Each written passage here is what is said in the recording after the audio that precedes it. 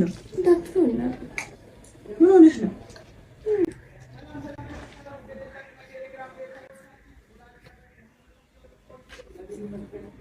አንቺ በሀያ ዓመትሽ ደግሞ ይሄንን ጭራሽ ምን ሆነሽ ነው? ምን ልትሰሪ ገዛሽ? ንገሪኝ። ደብሮኝ ነው ይሄን ልጠጪ? ህፃን ልጅ አይደል? ለራሴ ገዝቼ ነው።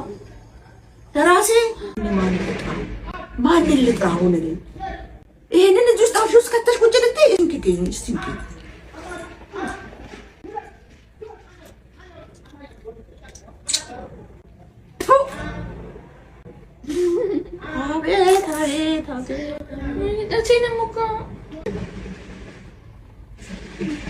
ሚካኤልም በይ